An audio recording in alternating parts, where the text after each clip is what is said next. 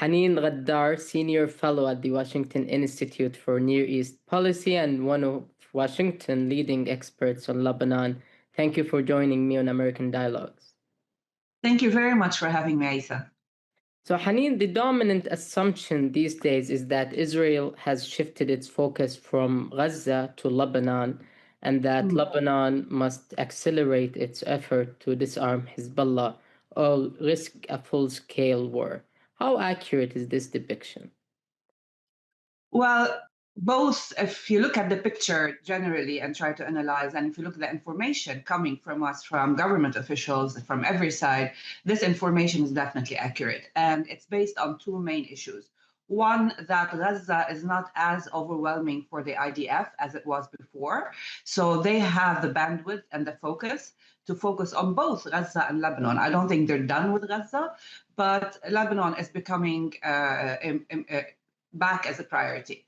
All the signs are leading to it. And the other factor is that there are a lot of reports, intelligence reports, media reports, information on the ground that the Israelis have access to, saying that Hezbollah is rearming, rebuilding its arsenal. And that also raises another flag, which makes this information more probable and more accurate than ever before, because I don't think the Israelis would live with a Hezbollah on the border that is capable of rebuilding itself the way it is now. Correct. And I've just seen today reports that the U.S. has warned Lebanon about a possible escalation of Israeli operations against Hezbollah. Yes, the messages have been coming from the U.S. very clearly. Morgan Ortagus was there during earlier this week. She basically delivered the same message.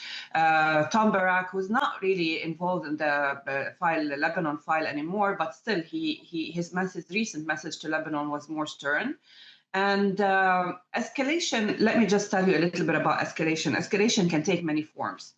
So I personally don't think that there will be full blast war before the end of the year, because they did have a deadline until the end of the year, which coincides with two things. One is the Pope's visit.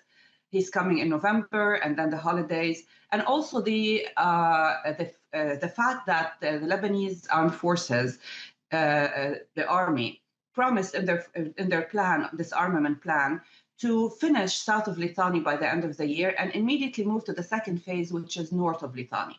So the Americans are giving them what they need to finish this plan and not delay and immediately move to the end of Litani. So I think what we're going to see from now until the end of the year is an escalation of the same kind. That is bombing Hezbollah's weaponry, bombing Hezbollah's facilities, factories, because they have a lot of drone factories now, but they still have missiles and training sites. So the Israelis are going to focus on that. However, I think the next phase of this escalation, which will come after the end of the year, we will probably see more bombing of civilian areas, and that is what we call the war, because they haven't done that so far. So this is where they're going to start bombing Dahi, evacuating certain areas in order to bomb facilities. And that we will see more as we move forward. And maybe at one point incursion, like we saw in Blida earlier this week. Yeah, and speaking of incursion, the Lebanese president yesterday ordered the army to confront any Israeli ground incursion. And today he criticized Israel, saying it continues to attack despite calls for negotiation. So you recently wrote a piece titled A Roadmap for Israeli-Lebanese Peace. Do you agree that the current situation makes this goal seem far from reach? I co-authored this piece with two of my colleagues. So it was a joint effort where we looked at actually both countries, three countries, America, Lebanon, and Israel, and basically where each one stands according to this issue. And I think both America and Israel are ready. Lebanon, as you just said, your question indicates that Lebanon is not ready, and I agree. However, I think with some pressure, if the escalation continues and the American pressure mounts, Lebanon will find itself forced to do direct negotiations. And I think the Israelis' escalation is not going to be without a goal this time. It is about disarming Hezbollah, but I think it will lead to a new kind of agreement. And this new kind of agreement will really better the old ceasefire agreement in two ways. One, that the ceasefire agreement that we are following today led us here because it did not have a timeline, allowing Lebanon to play on time, allowing Hezbollah to rebuild. And I think today we need to look at a different kind of agreement. With the American pressure, some kind of Israeli escalation, there will be enough pressure for Lebanon to look at a different kind of agreement. One, a ceasefire agreement that has a certain timeline, which will lead eventually to direct negotiations. Direct negotiations on everything regarding the incremental steps that we have listed, and the eventually a peace. But that is not going to happen without mounting pressure on Lebanon, because as you see, the president, the speaker of the House, and sometimes the prime minister, they are very critical of Israel, super critical of Israel, less critical when it comes to action on Hezbollah. They're coordinating with Hezbollah, but are more critical on Israel, which is fine as long as we see something on the ground. They do not want to confront Hezbollah militarily, I understand. At least try to confront Hezbollah's infrastructure that holds the military, which is the financial and the political. They're not. So that is the main issue. There's no action on this. Yeah. So when Joseph Aoun was elected president and Nawaf Salam appointed prime minister, many in the region, especially those with good intentions toward Lebanon, were relieved that the presidential vacuum now yes, ended. Absolutely. Yeah, but since their arrival, progress has been limited. How optimistic are you? I'm not optimistic at all in the near term, because I know that the price of correcting this hesitation is going to be high. It's going to include war. I wish the army does it itself, because at least it will not cause such a high price. But unfortunately, Israeli war on Lebanon is going to deliver a very high price. To correct this hesitation and this kind of policy on Lebanon, that price will be high. And I'm not very optimistic on the short term, because we are going to pay a very high price to this. However, on the long term, knowing that this is the goal of everything that is happening, and we will eventually, Hezbollah today cannot last, and we will eventually be able to get rid of terrorism in Lebanon, then I can be optimistic, because then I will see Lebanon's opportunity to come back as a country for peace and business and investment and culture and freedom of expression will be much higher. The chance of Lebanon to get there will be much higher than it is today. So I'm more optimistic on the long term. So what is do you have any number or percentage of the remaining weapons of Hezbollah, the stockpile? I know that these are targeting facilities in the north, right? Yeah. And north of Litani, south of Litani, they're leaving it to the army. We don't have a specific number. We don't know. The only people who know are Hezbollah and the IDF, the Israeli intelligence. I don't think they reveal these numbers. Sometimes you see numbers coming out from statements, but I don't think Hezbollah, it's fluctuating, right? Because at the very end of the war, they really didn't have much. The strategic weapons have been very much depleted. According to IDF intelligence, they had only 20% of their strategic weapons. And then all the short-range missiles have been eliminated now, because they're all south of Litani. What you have now is two things. The remaining mid-range missiles that are north of Litani, and the 20% of the strategic missiles. However, Hezbollah is rebuilding in two ways. One, they're rebuilding a lot of drones. This is like the cheapest, the more convenient, the less visible, if you want, rebuilding process that they have. Lots of drones. And they are trying to rebuild their commander structure. And that's really the most important thing that they have. And this is where Iran is very much involved, because they're working with the remaining commanders on the ground in order to rebuild the commander structure. They're not there yet, but the effort has been visible. So it fluctuates. They're able to, the Syrian government is able to obstruct a lot of their shipments. But smuggling is still an issue in Syria, so they're getting some. It's not like it's not happening at all. The Syrian army is doing its best to stop it, but at the same time, the borders are not marked, so it's going to happen. Yeah. And they're getting shipment for drones very easily without showing that they are weapons. All you need is some equipment through certain shadow companies, so it's happening. Yeah. So you just said that the political leadership in Lebanon is less critical of Hezbollah. So do you see the Amal movement, the Speaker of House, are remaining obstacles to disarming Hezbollah? They are. Nabih Berri is the number one obstacle to this. Oh. The number one obstacle to this. As long as we have Nabih Berri in power, we are not going to be able to see anything, any change. The next elections are vital in that sense. That's why Nabih Berri and Hezbollah are very adamant on getting the 27 Shia seats, because one of them they will be able to get the Speaker of the House. If it's not Berri himself, then someone they will choose. Berri himself will choose. That's why the next election is important, to get at least one Shia who is an opposition Shia into the parliament, because he or she will have enough votes to become the Speaker of the House. That's why they do not want to penetrate. They do not want any Shia to penetrate this 27 bloc, because they will have enough votes to be the next parliament Speaker of the House. This is vital. And actually, I strongly believe, that the successor of Hassan Nasrallah, when it comes to the political and financial, not the military, infrastructure of Hezbollah, is not Naim Asem, it's Nabih Berri.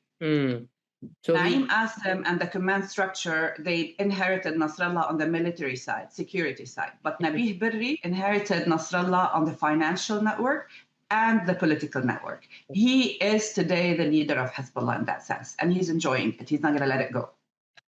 He needs to be targeted by sanctions, he and his entourage, ASAP.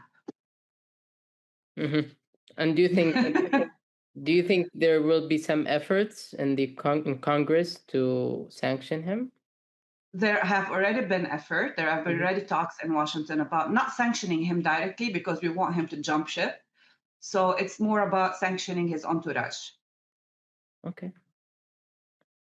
To send a very clear message. And we'll see then if he jumps ships or not. If he doesn't, then he will be a target.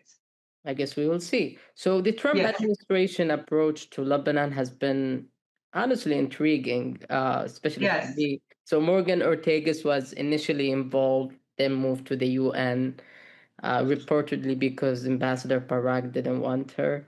But now she's back on the Lebanon file. What is really happening behind the scenes? Well, no one really knows, but I know that no one really knows exactly what happened, like the backstory, because I know that Barak, once she was removed, he stepped in because he is also Lebanese. Everybody wants the Lebanon file. Let's say that. It's a very interesting file. You go to Lebanon, you get pampered. It's all like, it's still, despite everything, people spoil you, the places. Like Lebanon is a very, very interesting file. You can do a lot on Lebanon. You go between Israel and Lebanon. It's a nice file. Syria is boring compared to Lebanon. So he's the envoy in Syria, and Syria is close to Lebanon. So he thought he can jump in, and he's not officially the envoy. He's never been officially the envoy. He's just someone who decided he's going to fill the space. And he's a friend of the president, so it happened. That's it.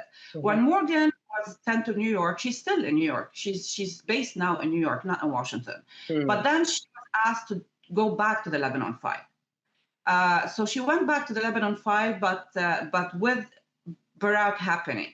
But now I think what we're seeing now, there was a phase of transition, let's say, with her coming back and Barak also there at the same time. This phase is over. It is clear now that she is now in charge of the Lebanon file.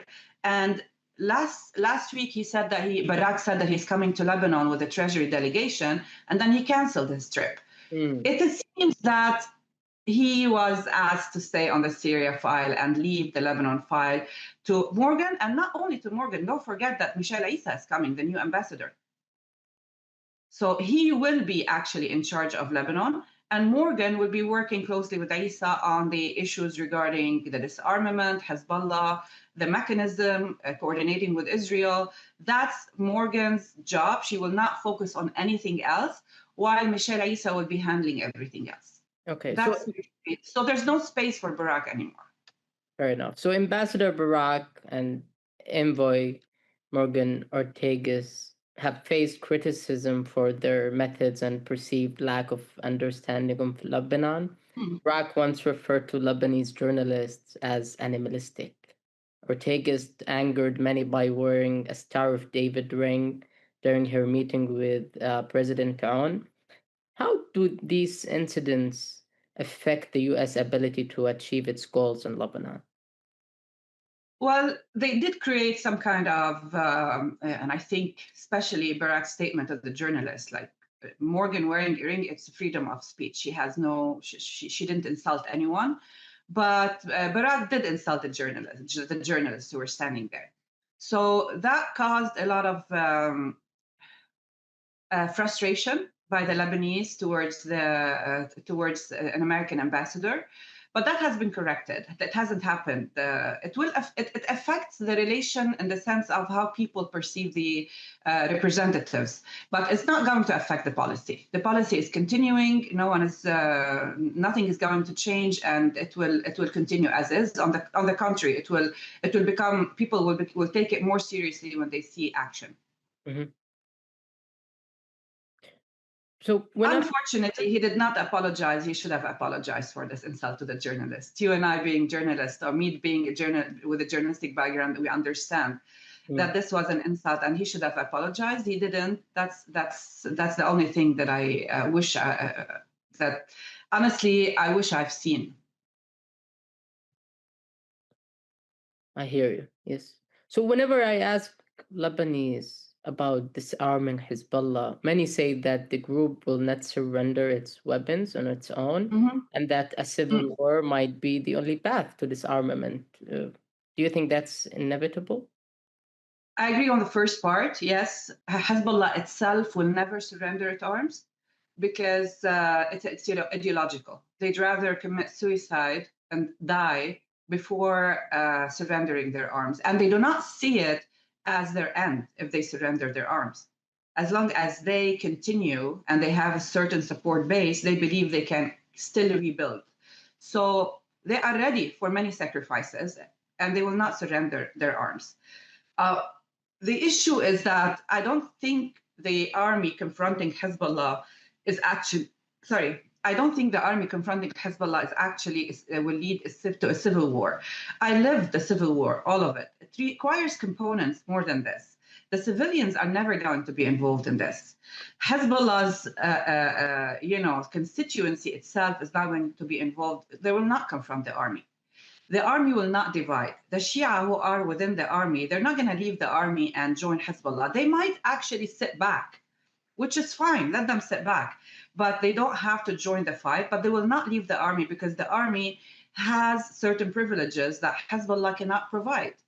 So Hezbollah now cannot give jobs to these people who are going to leave the army.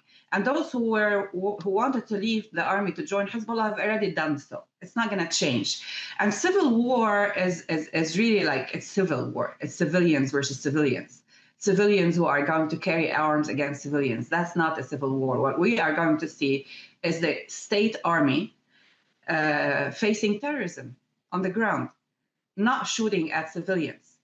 That's it. We've seen it before in other forms of wars with terrorism, like in Nahr al-Barid, in Arsel against ISIS and al-Qaeda. We've seen it in Saida against al-Asir. We've seen the army carrying arms before. So it's not a big deal. There will be losses, yes. It will be a big war between Hezbollah and the army, yes, of course. But the army will win. And Hezbollah will look weak. We will be able to prove how weak Hezbollah is because the army will have all the support of the US and the international community. There will be losses. But my issue is that no matter what we do, there will be losses. But the price we're going to pay of an internal confrontation is much lower than the price we're going to pay with this Israeli attack on Lebanon. That's my issue. How possible is that confrontation? Like, if you give a number, like between the army and Hezbollah, How, sorry? like How? if you could just give a number, like is it 50%? That could happen, or like So far today, it's not going to happen. mm, There's a political decision not to confront Hezbollah. political The decision. president, the prime minister, the speaker, everyone, they do not want to confront Hezbollah. The army commander also does not want to confront Hezbollah. Today, it's not going to happen. Okay. If there was a military and diplomatic pressure mounting on Lebanon by the end of the year, starting next year, the Israelis are very clear about it. They're not going to let this continue without any, basically the Israelis told Lebanon that if you're not going to do your job, we're going to do it. So after, if nothing happens, and that's what I'm saying, that it's not going to happen. The Israelis will have a war on Lebanon or some kind of escalation on the three forms that I've mentioned.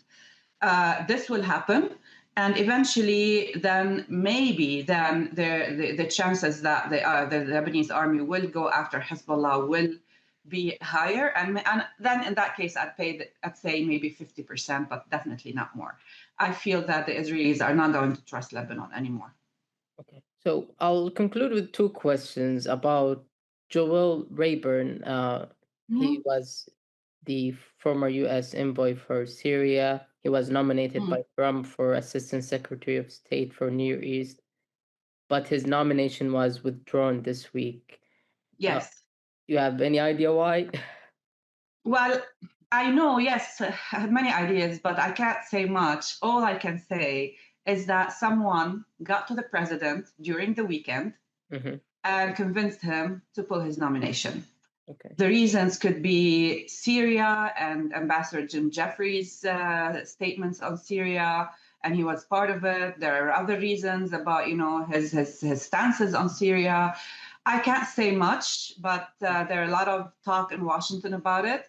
But what we know for sure is that someone got to the president during the weekend and convinced him to pull the nomination. His connection to Jim Jeffrey in the Trump won, and that also created a mess. And his current views on Syria, and especially on President Sharia, I don't think he's a big fan of Sharia as well. Though I think has many now fans in DC.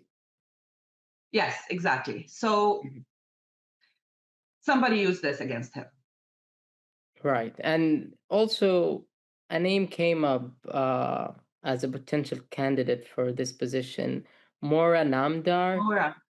Yeah, she's the acting actually. She wasn't she's not nominated. Just to know that these leaks about her being nominated, she's not nominated. She's not nominated, yeah. No, because some people, there was an article yesterday saying that she was nominated. She's not nominated. Yeah. She wants this position, although she has been actually given the position of the consular section. And she got actually a position, and I think she had her hearing scheduled or already happening, but I think she wanted to stay in this position formally as the assistant secretary. And that's why the leaks. I don't know if she's going to be nominated or not. There's a war for this position. There's a serious the traffic for this position, and people are competing. So we'll see who's going to win. She's one of the contenders now for sure. Let's see if they give her this position or not. We don't know, but she's definitely one of the contenders now. Yeah, honestly, in an non-Trump world, this position might be really good and effective, but I doubt if there would be, space to move when you have in Syria different people, and you have also in Lebanon, and everyone is fighting for roles. Yes. Exactly. You're absolutely right. Plus, we know that the White House is much more the place for the decision making today in Trump world rather than State Departments. Haneen غدار, Senior Fellow at the Washington Institute for Near East Policy. Thank you so much for your time. My pleasure, and good to see you again, Aisa.